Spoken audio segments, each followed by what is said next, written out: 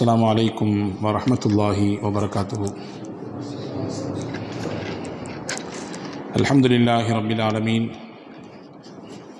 ونصلي ونسلم على الرسول الكريم وعلى آله وأصحابه أجمعين. أما بعد فقد قال الله تعالى في القرآن الكريم والفرقان الحميد: أعوذ بالله من الشيطان الرجيم بسم الله الرحمن الرحيم. وعسى أن تكرهوا شيئا وهو خير لكم وعسى أن تحبوا شيئا وهو شر لكم والله يعلم وأنتم لا تعلمون.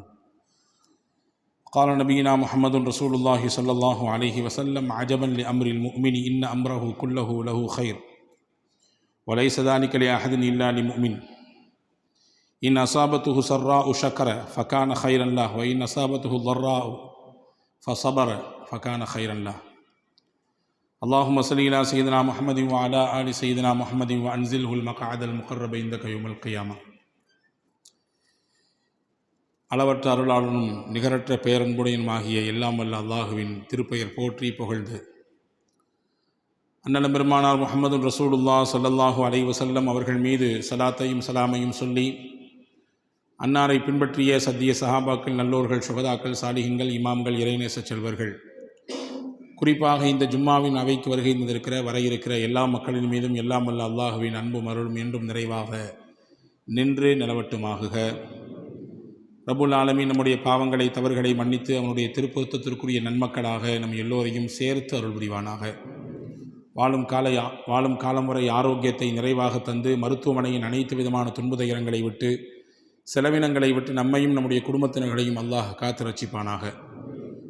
அல்லாஹுவின் ஆலயமாம் காபாவையும் அண்ணலம் பெருமானார் ஸல்லல்லாஹு அலைஹி வஸல்லம் அன்னவர்களின் ரவுதாவையும் புனிதமான பைத்துல் முகத்தஸையும் மீண்டும் மீண்டும் ஹஜ் உம்ரா ஜியாரா செய்திட நம் எல்லோருக்கும் அல்லாஹ் வாய்ப்பளிப்பானாக.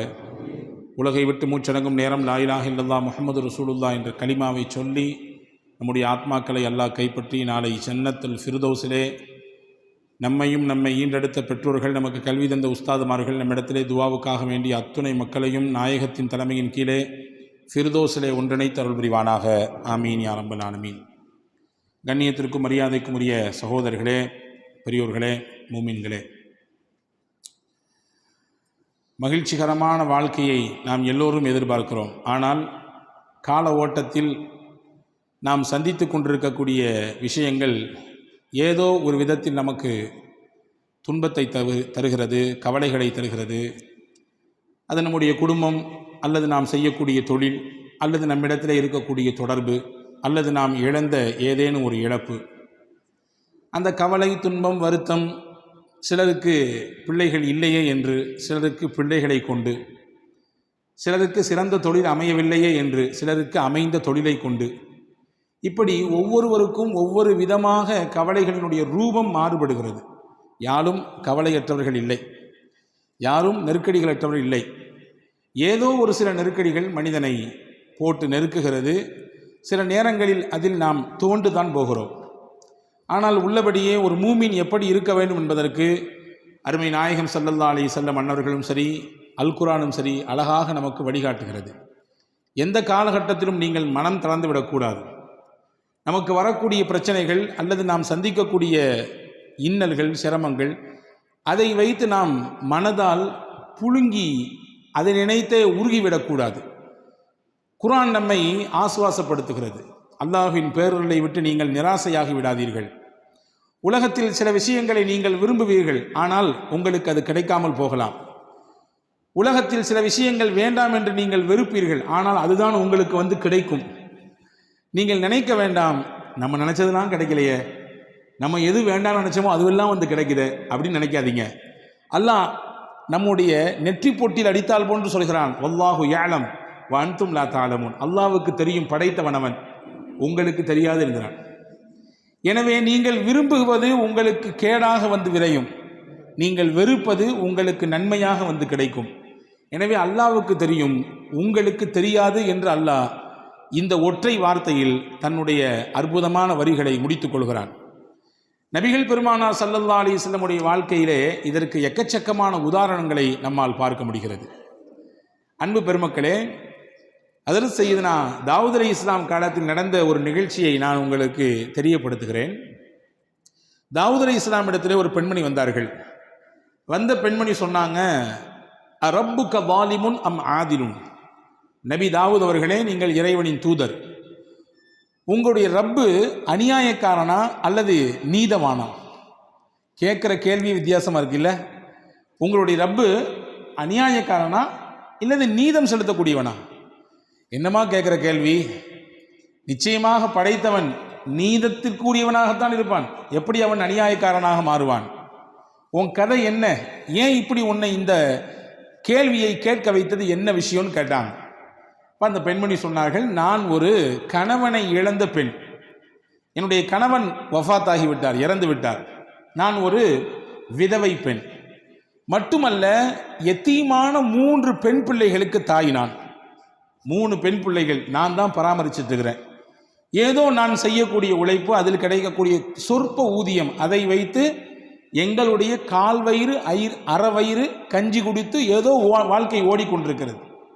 நான் செய்கிற வேலை என்னன்னா, நூலை எல்லாம் திரித்து, ஒரு நம்ம ஊர்களில் பழைய காலங்களில் கிராமங்களில் பார்க்க முடியும், தறி நெய்ப்பாங்க, அதுக்கு முன்னாடி நூல் திரிப்பாங்க. அந்த நூல் திரிப்பதற்கென்று ஒரு பெரிய கம்பி வச்சுருப்பாங்க. அப்படி நூல்கள் எல்லாம் மொத்தமாக அதில் கோர்த்து அதற்கடுத்து தான் கொண்டு வந்து நெசவு செய்வதற்கு தறிக்கு ஏற்றுவார்கள். இப்படி நான் நூலை எல்லாம் சரி செய்து திரித்து அந்த பெரிய ஒரு இரும்பு கம்பியிலே நான் மொத்தமாக சேர்த்து வைத்துக் கொள்வேன். திரித்த நூல்களை எல்லாம் கொண்டு போய் கடை வீதியில் போய் அதில் கொஞ்சம் லாபத்தை வைத்து விற்று அதில் வரக்கூடிய காசை வைத்து என்னுடைய வயிற்றையும் என் பிள்ளைகளுடைய வயிற்றையும் கழுகி வருகிறேன்.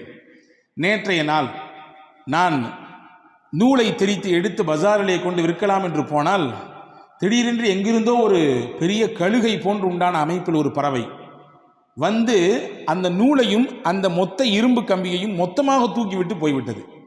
என் முதலே போச்சு, என்னுடைய வியாபாரமும் போச்சு, அதற்கான முதலும் போச்சு. நான் இனிமேல் எப்படி வியாபாரம் பண்ணுறது? எங்களுடைய குடும்பத்தை, என்னுடைய அனாதையான பிள்ளைகளை எப்படி நான் அவர்களுக்கு சாப்பாடு கொடுப்பது? பசியோடு பட்டினியோடு வந்து நிற்கிறேன். எனவே தான் நான் கேட்டேன், நாங்கள் இப்படி தானே இவ்வளோ கஷ்டப்பட்டு சம்பாதிக்கிறோம், கொஞ்சம் கொஞ்சம் தானே சம்பாதிக்கிறோம், அந்த காவயிறு அறவயிறு சாப்பாடு தானே நாங்கள் போய்கிட்டு இருக்குது, இது கூட உங்கள் இறைவனுக்கு பிடிக்கலையா? அநியாயமா இது? எனவே தான் நான் கேட்டேன் என்று அந்த அம்மா சொல்லிச்சு. அதாவது தாவூத் அலைஹிஸ்ஸலாம் சொன்னாங்க, கொஞ்சம் பொறுமையாக இருமா, எதை செய்தாலும் அல்லாஹ் அதற்கு நியாயம் வைத்திருப்பான். மூமீன்கள் பொதுவாக நமக்கு வலுதரக்கூடிய வசனங்கள் நிறைய இருக்குது குர்ஆனிலே. அதிலே ஒரு விஷயம்தான், ஒரு வசனம்தான் நம்ம எல்லாருக்கும் தெரிந்த ஒரு அத்தியாயம், சூரத்து அலம் நஷ்ரஹ். அந்த அலம் நஷ்ரஹிலே அல்லாஹு தஆலா, நீங்கள் கவனித்து பார்த்திருப்பீர்கள், ஒரு விஷயத்தை 2 தடவை மடக்கி சொல்கிறான். பார்த்துருக்கீங்களா? இன்ன மஅல் உஸ்ரி யுஸ்ரன், இன்ன மஅல் உஸ்ரி யுஸ்ரா. ஒரே கருத்து தான், ஒரே வார்த்தை தான், அல்லாஹ் 2 தடவை சொல்கிறான். திருக்குர்ஆனில் 6200 சொச்சம் வசனங்கள் இருக்கிறது. ஒரு சில அறிவிப்புகளிலே கூடுதல் குறைவு. ஆனால் எந்த வசனமும் தேவையற்றது, இது அதிகப்படி, இது இந்த இடத்துல சொல்லாமல் தான் நல்லா இருக்கும் அப்படின்னு எதையும் சொல்ல முடியாது. திருக்குர்ஆனின் ஒவ்வொரு எழுத்தும் ஒவ்வொரு வசனங்களும் அர்த்தம் உள்ளது, வீணானது இல்லை. அப்படி என்றால் ஏன் ஒரு வசனத்தை அல்லாஹ் 2 தடவை சொல்ல வேண்டும்? ஒரே கருத்தை ஏன் 2 தடவை மடக்கி சொல்ல வேண்டும் என்றால், அறிஞர்கள் சொல்கிறார்கள், உங்களுக்கு அல்லாஹ் ஒரு கஷ்டம் கொடுத்தால் 2 சந்தோஷம் தருவான். உங்களுக்கு ஒரு நெருக்கடி வந்தால் 2 மகிழ்ச்சி வரப்போகிறது. உங்களுக்கு ஒரு இழப்பு என்றால் 2 சந்தோஷம், 2 வரவு வரப்போகிறது. இதுதான் உண்மை. இதற்காக வேண்டிதான் அல்லாஹ் 2 தடவை சொல்கிறான். இப்போ சொன்னாங்க தாவூத் அலைஹிஸ்ஸலாம், கொஞ்சம் பொறுமையாரி, நீ வார்த்தையை விட்டுறாத. சில சமயங்களில் கோபத்தில் அல்லது ஏதாவது ஒரு பதட்டத்தில் வார்த்தையை விட்டு விடுகிறோம், விட்டு அதற்கு பின்னால் யோசிக்கிறோம், தவிக்கிறோம், ஆஹா அப்படி சொல்லிட்டு கூடாதே என்று நினைக்கிறோம். தாவூத் அலைஹிஸ்ஸலாம் கொஞ்சம் பொறுமையாரிமா, கொஞ்சம் உட்காருமான்னாங்க. ஒரு ஓரத்தில் உட்கார்ந்தாங்க அந்த அம்மா. கொஞ்ச நேரத்தில் திடீரென்று ஒரு 10 வியாபாரிகள் வந்தார்கள். வந்தவர்கள் தாவூத் அலைஹிஸ்ஸலாம் இடத்திலே வந்து, நாங்கள்லாம் கடல் வணிபம் செய்யக்கூடியவர்கள், கடலில் போய் முதல்ல போட்டு எடுத்து வந்து சரக்கு எடுத்து வந்து ஊரில் விற்பனை செய்யக்கூடியவங்க. அப்படி நாங்கள் வியாபார சரக்குகளை எல்லாம் வாங்கிட்டு ஒரு சின்ன படகிலே நாங்கள் ஏறி வந்து கொண்டிருந்தோம். வந்து கொண்டிருக்கக்கூடிய சமயத்திலே கடுமையான காற்று, கடுமையான அனல் பறக்கக்கூடிய சூறாவளி காற்று. அந்த சூறாவளி காற்றிலே நாங்கள் வந்து அந்த சின்ன படகு அங்கிட்டும் இங்கிட்டும் சாய்கிறது. எங்களுக்கு பயம், நாங்களும் மொத்தமாக மூழ்கி போவோமோ அல்லது நாங்கள் கொண்டு வந்த மொத்த சரக்கும் வீணாய் போய்விடுமோ. சரி, சரக்கு போனாலும் பரவாயில்ல, உயிர் காப்பாற்றப்படணுமே. சரக்கு போனாலும் அடுத்து சம்பாதிச்சுக்கலாம், எங்கள் உயிர் போச்சுன்னா உடனே நாங்கள் 10 பேரும் சேர்ந்து அல்லாஹ்விடத்திலே ஒரு நியத் செய்தோம். நதிர் என்று சொல்வார்கள் அரபியிலே. இதற்கு தமிழிலே புரிவதாக சொன்னால் நேரிச்சை.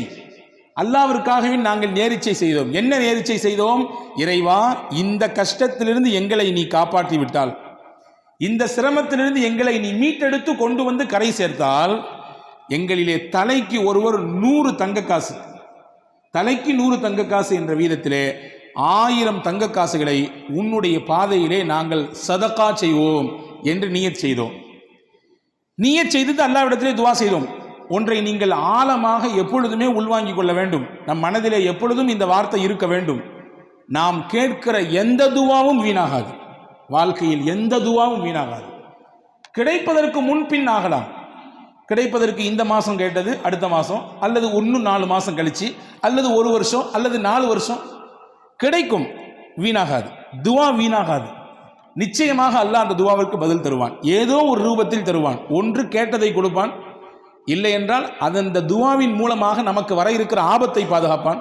சொல்றி கேட்டிருக்கமா இல்லையா? நிமிஷத்தில் என் தலையே போயிருக்கும். நிமிஷத்தில் அந்த ஆக்சிடென்ட்ல நான் விழுந்திருப்பேன். 1 செகண்ட் தான், எப்படியோ தப்பிச்சேன். அது யாரோ செய்த துவா, அல்லது நாம் வாழ்க்கையிலே முன்னால் செய்த துவா. துவா வீணாகாது. இந்த 10 பேரும் துவா செய்கிறார்கள். யா அல்லாஹ், எங்களை காப்பாற்றி விட்டால் நிச்சயமாக நாங்கள் தலைக்கு 100 திர்ஹம், 100 தங்க காசு என்ற வீதத்திலே 1000 தங்க காசுகளை உன்னுடைய பாதையிலே நாங்கள் சதக்கா செய்வோம். நீயத் செஞ்சிட்டா, நேர்ச்சி செஞ்சிட்டா செஞ்சிடணும். அதில் மாற்றம் இல்லை.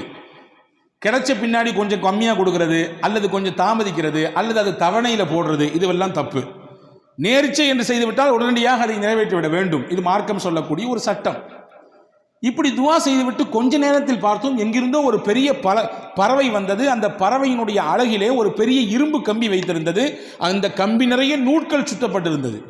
கரெக்டாக நாங்கள் இருந்த அந்த கப்பலில், அந்த சின்ன படகிலே கொண்டு அது போட்டுவிட்டு போயிடுச்சு. எங்களுக்கு கிடைச்சது பெரிய பாக்கியமாக இருந்துச்சு. ஏன்னா நாங்கள் பயணித்தது ஒரு சின்ன படகு. அந்த படகிலே நங்கூரம் கூட இடுவதற்கு எங்களிடத்தில் எதுவும் இல்லை. அதை கொண்டு நாங்கள் கடலிலே நங்கூரமிட்டோம். அங்கும் இங்கும் ஆடிக்கொண்டிருந்த எங்களுடைய படகு ஆட்டமில்லாமல் நிசப்தமானது. எங்களை அல்லாஹ் பாதுகாத்தான். இதோ நாங்கள் கரை வந்து விட்டோம். இப்பொழுது நாங்கள் செய்த நேரிச்சையை நிறைவேற்ற வந்திருக்கிறோம். இந்தாங்க நபியே தாவூத் அலைஹிஸ்ஸலாமே, 1000 தங்க காசுகள் யாருக்கு தேவைப்படுகிறதோ அதை நீங்கள் செய்யுங்கள், கொடுத்து விடுங்கள் என்று சொல்லிவிட்டு கப்பு சிப்புன்னு போயிட்டாங்க. அந்த 10 வியாபாரிகளும் சிரித்து கொண்டே தாவூத் அலைஹிஸ்ஸலாம் அந்த பெண்ணை கூப்பிட்டாங்க, வான்னு கூப்பிட்டாங்க. நீ தானே கொஞ்ச நேரத்துக்கு முன்னாடி வந்து அரப்புக்க வாலிமுன் அம் ஆதிலுன், உங்களுடைய ரப்பு அநியாயக்காரனா நீதவானா என்று நீங்கள் தானே கேட்டீர்கள். ஆமா, நான் தான் கேட்டேன். அல்லாஹ் உன்கிட்ட இருக்கக்கூடிய இந்த நூல் கண்டையும் இந்த இரும்பையும் தூக்கி விட்டு அல்லாஹ் உனக்கு என்ன கொடுக்க நாடிருக்கான் தெரியுமா? இந்த 1000 தங்க காசை கொடுக்க நாடி இருக்கலாம். இந்த 1000 தங்கத்தை உனக்கு தரத்தான், இந்த 1000 ரூபாயை உனக்கு தரத்தான் அல்லாஹ் அதை எடுத்தான்.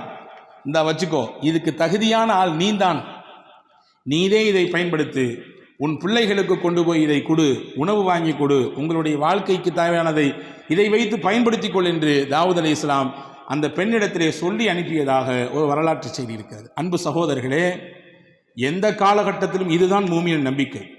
எந்த ஒரு நெருக்கடியான நிலை வந்த பொழுதிலும் கூட நாம் மனம் தளர்ந்து விடக்கூடாது. உறுதியான எண்ணத்தோடு அல்லாஹ் இருக்கிறான் என்ற நினைப்போடு நாம் பயணிக்க வேண்டும் என்பதை தான் இஸ்லாம் அழகாக நமக்கு கற்றுத்தருகிறது. ரசூலுல்லாஹி ஸல்லல்லாஹு அலைஹி வஸல்லம் சொல்வார்கள், அஜபன் லி அம்ரில் மூமின், ஒரு மூமினுடைய விஷயம் எல்லாமே ஆச்சரியமாக இருக்கிறது. இன்ன அம்ரஹு குல்லஹு கைருன், அவர் செய்கிற எல்லா விஷயமே அவருக்கு நலவாகத்தான் வந்து விடுகிறது. வலைஸ ஸாலிக இல்லா லிமூமின், மூமினுக்குத்தான் அல்லாஹ் இப்படியான ஒரு பாக்கியத்தை தந்திருக்கிறான். என்ன? இன் அசாபத்துஹு சர்ராஉ ஃபஷக்கர ஃபகான கைரன் லா, அந்த மனிதனுக்கு ஏதாவது ஒரு சந்தோஷமான நிகழ்ச்சி நடந்தால், மகிழ்ச்சிகரமான செய்தி நடந்தால் அல்லாஹ் அவருக்கு சுக்ரியா செய்கிறார், நன்றி செலுத்துகிறார். யா அல்லாஹ், நான் நினைத்ததை போன்று என்னுடைய வியாபாரம் போய் கொண்டிருக்கிறது, லாபகரமான நிலை, நல்ல ஒரு முன்னேற்றம், நான் நினைத்தது போன்று உண்டான குடும்ப அமைப்பு, நான் நினைத்ததை போன்று உண்டான என்னுடைய பிள்ளைகளுடைய எதிர்கால திட்டமிடுதல் எல்லாம் சிறப்பாக போயிட்டு இருக்கு. யா அல்லாஹ், உனக்கே எல்லா புகழும், நன்றி. அல்லாஹ் தூதர் சொன்னார்கள், ஃபகான கைரன் லா, அவருக்கு சந்தோஷம், உடனே நன்றி செலுத்தினார். அல்லாஹ் அவருக்கு அதை நன்மையாக மாற்றுகிறான். வைன் அஸாபத்துஹு லர்ரா, அவருக்கு ஏதாவது ஒரு தீங்கு ஏற்பட்டு விட்டால், கவலை ஏற்பட்டு விட்டால், மனதால் ஏதாவது துவண்டு விடக்கூடிய விஷயங்கள் நடந்து விட்டால் ஃபஸபர, அதிலே பொறுமையாக இருக்கிறார். எல்லாம் அல்லாஹ்வுடைய நாட்டம் என்று பொறுமை காக்கிறார். ஃபஹா வகான கைரன் லஹ், அந்த பொறுமை காக்கக்கூடிய விஷயமும் அவருக்கு நன்மையாக மாறுகிறது என்று நபிகள் பெருமானார் ஸல்லல்லாஹு அலைஹி வஸல்லம் அவர்கள் சொல்லித்தரக்கூடிய விஷயத்தை நாம் பார்க்கிறோம். எனவே அன்பர்களே, இன்னைக்கு கவலையினுடைய உச்சகட்டத்திலே மனிதர்கள் வாழ்வதை பார்க்கிறோம். WHO என்று சொல்லக்கூடிய வேர்ல்டு ஹெல்த் ஆர்கனைசேஷன் அது சொல்லுகிறது, உலகத்தில் எது பெரிய நோயாக எது இருக்கிறது, இதய சம்பந்தப்பட்ட நோயா அல்லது புற்றுநோயா அல்லது வேற ஏதாவது ஸ்ட்ரோக் மாதிரி உண்டான விஷயமா? கிடையாது. ஸ்ட்ரெஸ் தான் பெரிய நோய், கவலை தான் பெரிய நோய். கவலை தான் எல்லா நோய்களுக்கும் மூலதனம் என்று சொல்கிறது. சிறுவர்களிலிருந்து பெரியவர்கள் வரை கவலையினால் பாதிக்கப்படுவதை பார்க்கிறோம். அப்படிப்பட்ட கவலையில் இருக்கக்கூடியவர்களுக்கு மாணவி ஸல்லல்லாஹு அலைஹி வஸல்லம் எந்த மாதிரியான போதனைகளை தந்திருக்கிறார்கள் என்பதை நாம் கவனிக்க வேண்டும். எனவே கவலை ஒரு மனிதனுக்கு உச்சகட்டமாக கூட கூட நல்ல நிலையில் இருப்பவரும் கூட சில நேரங்களிலே கொஞ்சம் தடுமாறி விடுகிறார் இல்லையா? பெரும் பெரும் பிரபலங்கள், பெரிய பெரிய துறை சார்ந்த வல்லுநர்கள், பெரிய பட்டதாரிகள், அவர்கள் கூட கடைசியிலே தனக்கு ஏற்படக்கூடிய இறுக்கத்தினாலே தன் வாழ்க்கையே முடிக்கக்கூடிய எல்லைக்கு போய் நிற்கிறார்கள். ஆனால் மார்க்கம் அதற்கு ஒருபொழுதும் அனுபவிக்கவே இல்லை. அல்லாஹ் அல் குர்ஆனிலே அழகாக சொன்னான். இந்த வசனங்கள் எல்லாம் நம்முடைய உள்ளத்திலே எழுதி வைக்கப்பட வேண்டிய வசனங்கள். வலனபுலுவன்னகும் பிஷைஇம் மினல் ஹௌஃப் வல்ஜூஇ வனக்ஸிம் மினல் அம்வால் வல்அன்ஃபுஸி வஸ்ஸமராத், உங்களை நாம் சோதிப்போம். எப்படி எல்லாம் சோதிப்போம்? மினல் ஹௌஃப், பயத்தை தருவோம். வல்ஜூ, பசியை கொடுப்போம். வனக்ஸிம் மினல் அம்வால், உங்களுடைய பொருளாதாரத்தில் இழப்பை ஏற்படுத்துவோம். வல் அன்ஃபுஸ், உங்களோடே சுத்தி வந்தவர்கள், உங்கள் உறவுக்காரர்கள், உங்களுடைய நண்பர்கள், உங்களுக்கு அறிமுகமானவர்கள், சொல்லப்போனா உங்களுடைய ரைட் ஹேண்ட்னு சொல்ற அளவுக்கு, உங்களுடைய வலதுகை என்று சொல்லும் அளவிற்கு இருப்பவர்கள் பொசுக்குன்னு இறந்துடுவாங்க, திடீர்னு இறந்து போயிடுவாங்க. இதுவெல்லாம் சோதனையின் ரூபங்கள். சொல்லிட்டு அல்லாஹ் சொல்றான், ஃபபஷ்ஷிரி ஸாபிரீன், யார் இதிலெல்லாம் அல்லாஹ் நம்மோடு இருக்கிறான் என்று பொறுமையோடு இருக்கிறார்களோ அவர்களுக்கு சுபசோபனம் சொல்லுங்கள் நபியே என்று அல்லாஹ் அல் குர்ஆனிலே நபிகள் பெருமானா ஸல்லல்லாஹு அலைஹி வஸல்லம் மூலமாக நமக்கு சொல்லித் தருகிறார். அன்பு சகோதரர்களே, இதுதான் நமக்கான ஒரு உற்சாக பானம். அதில் சையதத்துனா உம்மு சுலைம் ரலியல்லாஹு தஆலா அன்ஹா, சையதுனா அபூ தல்ஹா ரலியல்லாஹு தஆலா அன்ஹு, ரெண்டு சஹாபா, ஒரு சஹாபிய பெண்மணி. அபூ தல்ஹா கணவர், உம்மு சுலைம் மனைவி, பேர் பெற்ற பெண்மணி. இவரும் சாதாரணப்பட்ட சஹாபி அல்ல, வரலாற்று சிறப்புக்க புகழ்பெற்ற சஹாபி இவர். ரெண்டு பேருமே நல்ல ஒரு முன்மாதிரியான தம்பதிகள். இவர்களுக்கு அல்லாஹ் ஒரு குழந்தையை கொடுத்தான். குழந்தை பிறந்து வளர்ந்து கொண்டிருக்கிறது. அபூ தல்ஹா வெளிநாடுகளுக்கு வியாபாரம் செல்லக்கூடியவர். அப்படி ஒரு நாள் வியாபாரத்துக்கு வெளிநாட்டுக்கு போனார். போயிருக்கக்கூடிய அந்த கேப்பில் பிறந்த குழந்தை வளர்ந்துட்டு இருக்கக்கூடிய காலகட்டத்தில் திடீர்னு அந்த பிள்ளைக்கு ஏதோ ஒன்று செஞ்சுது. அந்த குழந்தை இறந்து போச்சு. வியாபாரம்லாம் முடிச்சுட்டு திரும்பி ஊருக்கு வர்றாரு. ஊருக்கு வந்த உடனே தன்னுடைய மனைவி இடத்திலே வர்றாரு. கணவன் நீண்ட நாள் கழித்து வந்திருக்கிறார், வியாபாரம் முடித்து வந்திருக்கிறார். எடுத்த உடனே அவர்கிட்ட சோக செய்தியை சொல்லி அவருடைய அந்த மைண்டை அப்செட் பண்ண வேண்டாம் என்று நினைத்த உம்மு சுலைம் ரலியல்லாஹு தஆலா அன்ஹா கணவனுக்கு சிறப்பான முறையிலே உணவு ஏற்பாடு செய்து விருந்தோம்பல் செய்தார். செய்து முடித்துவிட்டு அன்றைய பொழுது தன்னை முழுவதுமாக சிறப்பாக அலங்கரித்து கொண்டு அன்றைய தினம் தன்னுடைய கணவனோடு இல்லறத்திலே இணைந்தார். இணைந்ததற்கு பிறகு ஒரு அழகான ஒரு கேள்வியை எடுத்து வைக்கிறார் மனைவி உம்மு சுலைம் ரலியல்லாஹு தஆலா அன்ஹா. உங்கள்கிட்ட யாராவது ஒருத்தர் அமானீதத்தை கொண்டு வந்து கொடுத்து கொஞ்ச நாளைக்கு பின்னாடி என் பொருளை தாங்க திருப்பி அப்படின்னு கேட்டால் நீங்களே வச்சுக்குவீங்களா? கேட்டவர் கேட்ட ஒன்று எடுத்து கொடுத்துருவீங்களா? என்னம்மா இது கேள்வி? அமானீதம் சொல்லி கொடுத்துட்டா உரியவங்க வந்து கேட்டால் கொடுக்க தானே செய்யணும். கொடுக்க மாட்டேன், இது என்னோடது, நீங்கள் உங்களை யாருன்னு எனக்கு தெரியாது என்று சொன்னால் இது மோசடி அல்லவா? இது அநியாயம் இல்லையா? அக்கிரமம் இல்லையா? இதானே சரி? ஆமாம், இதான் சரி. உம்மு சுலைம் ரலியல்லாஹு தஆலா அன்ஹா தன்னுடைய கணவனிடத்திலே சொன்னார்கள், அல்லாஹ் நமக்கு அமானிதமாக பிள்ளையை தந்தான், கொடுத்தவனே எடுத்துக்கொண்டான். நம்முடைய சக்தி எங்கே இருக்கிறது? அல்லாஹ்வின் சக்தியாச்சே. எனவே இன்னைக்கு எந்த குறையும் இல்லை, எல்லாம் பெர்ஃபெக்ட், 100%. கணவனுக்கும் எந்த பிரச்சனையும் இல்லை, மனைவிக்கும் எந்த பிரச்சனையும் இல்லை. குழந்தை ஏன் இல்லை? அல்லாஹ் நாடவில்லை, அவ்வளவுதான். இதுதான் உண்மை. எனவே நாம் புரியக்கூடாது நம் சக்தியின் மூலமாகத்தான் பிள்ளை, நம்முடைய ஆற்றல், நமக்கு இருக்கிறது ஆண்மை இல்லை இல்லை இல்லை, கிடையவே கிடையாது. ஹஜ்ரத் உம்மு சுலைம் சொன்னாங்க, கொடுத்தவன் அல்லாஹ், அவனே எடுத்துக்கிட்டான் திருப்பி. அபூ தல்ஹா ஆடி போய் விட்டார். மறுநாள் காலைல போய் அழுதுகிட்டே கண் கலங்கிட்டே ரசூலுல்லாஹ்ட்ட போனார். யார் ரசூலல்லாஹ், செய்தியை கேட்டீங்களா? வெளியூருக்கு போயிட்டு வர்றதுக்குள்ள புள்ள இறந்து போச்சு. அது மட்டும் இல்லை, இந்த செய்தியை என் அந்த அம்மா எப்போ சொன்னாங்க தெரியுமா? எவ்வளோ தாமதித்து சொன்னாங்க தெரியுங்களா? எனக்கு வருத்தம் தானே இது என்று ஹஜ்ரத் அபூ தல்ஹா ரலியல்லாஹு அன்ஹு ரசூலுல்லாஹிடத்திலே சொன்ன பொழுது ரசூலுல்லாஹ் அழகாக ஒரு துவா செய்தார்கள். பாருங்கள், நபியினுடைய துவாவுக்குரிய சக்தியை பாருங்கள். அல்லாஹ் நமக்கு எடுத்த விஷயத்திலே நாம் கொஞ்சம் பொறுமையாக இருந்தால் தரக்கூடிய பிரதிபலன் நம்மை ஆச்சரியப்படுத்தும், நம்மை அப்படி மெய்சிலிருக்க வைக்கும். ரசூலுல்லாஹ் அழகா ஒரு துவா செஞ்சான். பாரக்கல்லாஹு ஃபீ காபிரி லைலத்திகுமா, அல்லாஹ் நீங்கள் நேற்று இரவிலே இணைந்தீர்களே அந்த இணைப்பிலே அல்லாஹ் பரக்கத் செய்வானாக. நீங்கள் இரவு நேற்று நீங்கள் கணவன் மனைவி இணைந்தீர்கள், அந்த இணைப்பில் அல்லாஹ் பரக்கத் செய்வானாக. அல்லாஹ் பரக்கத் செய்தான். அழகான ஒரு குழந்தை பிறந்தது. அந்த குழந்தைக்கு ஹஸரத் ரசூலுல்லாஹ் தான் பேர் வச்சாங்க, அப்துல்லான்னு. வரலாற்று எழுதுகிறார்கள், அந்த அப்துல்லாவுக்கு பிறந்த எல்லா பிள்ளைகளுமே சீதேவியாக வாழ்ந்தாங்க. பெரிய கல்வியாளராக, குரானிலே மிகப்பெரிய தேர்ச்சி பெற்றவர்களாக, ஞானவான்களாக, மிகப்பெரிய செல்வாக்கு மிக்கவர்களாக அவர்கள் வாழ்ந்தார்கள் என்பதாக வரலாற்று குறிப்புகள் இருக்கிறது. அப்போ அல்லாஹ் ஒரு விஷயத்தை எடுக்கிறான்னா நம்ம கலங்கக்கூடாது, நம்பிக்கை இழந்துடக்கூடாதுங்கிறத ரப்புல் ஆலமீன் அல்லாஹு தாலா எவ்வளவு அழகாக நமக்கு எடுத்து வைக்கிறான். அதாவது சையதத்துனா ஆயிஷா ரலியல்லாஹு தஆலா அன்ஹா வரலாற்றில் நீங்கள் தெரிந்து கொள்ள வேண்டிய முக்கியமான செய்தி இது. திருக்குரானிலே 100 என்ற ஒரு அத்தியாயம் இருக்கிறது. நிச்சயமாக நாமும் படிக்க வேண்டும், வீட்டிலே இருக்கக்கூடிய பெண்களுக்கெல்லாம் படிப்பிக்க வேண்டும். அற்புதமான அத்தியாயம். அதில் சையதுனா உமர் ரலியல்லாஹு அன்ஹு சொன்னார்கள், அல்லிமூ நிசாக்கும் சூரத்தன் நூர், உங்கள் வீட்டிலே இருக்கக்கூடிய பெண்களுக்கெல்லாம் சூரா நூரை சொல்லிக் கொடுங்கன்னா. பெண்களுக்கு தேவையான அத்தனை விஷயங்களையும் அல்லாஹ் சொல்லுகிறான். எங்க ஹஜ்ரத் ஓதுறதே பெருசா இருக்குது, எங்கிட்டு போய் அதுலேருந்து படிச்சு கொடுக்குறது, அதுலேருந்து இல்லை கருத்தை எப்படி உள்வாங்கிக் கொள்வது, அவ்வளவு செய்திகள் இருக்குது. சின்ன சூறா தான். ஒவ்வொரு வீட்டிலும் இருக்கக்கூடிய பெண்கள் வாசிக்க வேண்டிய, பெண்கள் உள்வாங்கக்கூடிய, பெண்கள் தங்கள் வாழ்க்கையில் செயல் வடிவம் கொடுக்க வேண்டிய விஷயங்களை அல்லாஹ் அதிலே பதிவு செய்கிறான். அதிலே முக்கியமான ஒரு செய்தி இருக்கிறது. இஃப்கா ஆயிஷா என்று சொல்வார்கள். அல்லாஹு தாலா அதில் சையதுனா முஹம்மது ரசூலுல்லாஹி ஸல்லல்லாஹு அலைஹி வஸல்லம் உடைய துணைவியார் விஷயத்திலே ஏற்பட்ட ஒரு அவதூறு, அந்த அவதூறை களைவதற்காக வேண்டி அல்லாஹ் ஒரு 10 வசனத்தை தந்தான். என்ன அவதூறு நான் பலமுறை உங்களுக்கு சொல்லியிருக்கிறேன், ஞாபகம் இருக்கலாம். நான் ஒரு கோடு மட்டும் போட்டு காட்டுகிறேன். போருக்கு போய் திரும்பி வரக்கூடிய நேரத்தில் எல்லாரும் போய்விட்டார்கள். ஹஜ்ரத் ஆயிஷா அம்மா மட்டும் சுய தேவையை முடிச்சுட்டு வர்றதுக்குள்ளார எல்லாரும் காலி.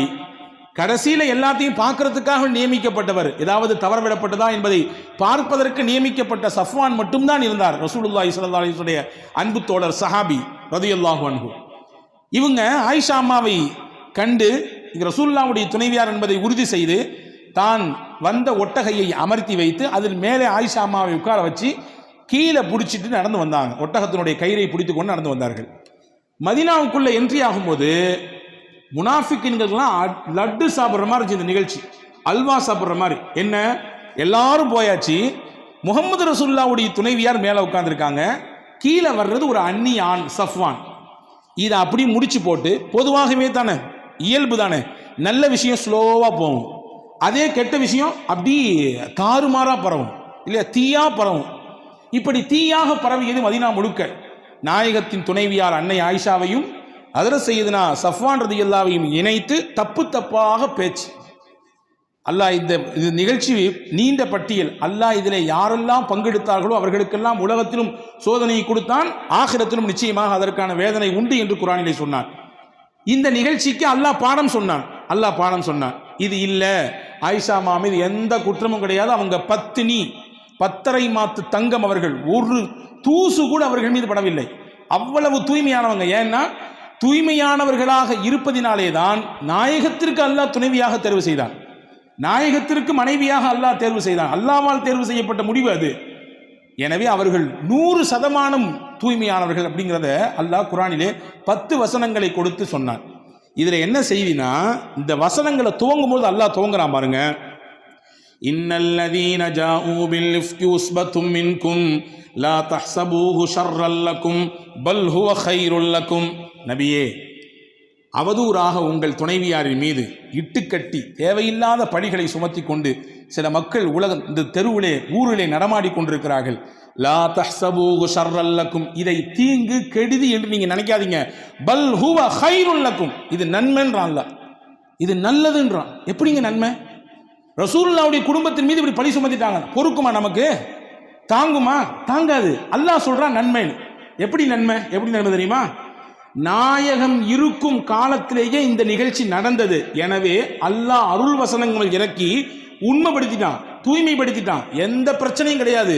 100% ரொம்ப தூய்மையானவர்கள் இப்படிங்கிறத அல்லாஹ் குர்ஆனின் மூலமாக நிரூபித்தான். இந்த குர்ஆன் நபியின் காலத்திலே இறங்கியது அந்த வசனம். இன்னைக்கு நம்ம பேசுறோம், நாளைக்கு பேசுவாங்க, 10 வருஷம் கழிச்சு பேசுவாங்க, 100 வருஷம் கழிச்சு பேசுவாங்க.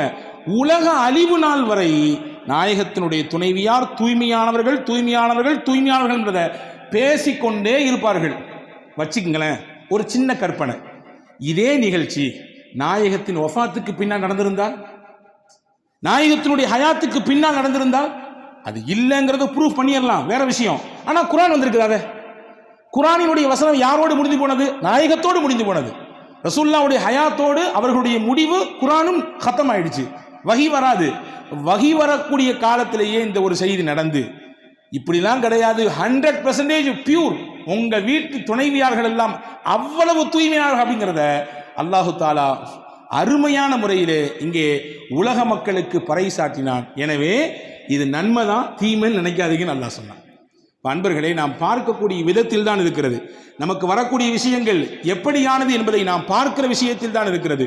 கொஞ்சம் நமக்கு ஏற்படக்கூடிய சிரமங்களில், கஷ்டங்களில் கொஞ்சம் பொறுமையாக இருந்தால் அல்லாஹ் அதற்கு மிகச்சிறந்த பகரத்தை தருவான். ஒரு நிகழ்ச்சியை சொல்லுகிறேன் பாருங்கள்.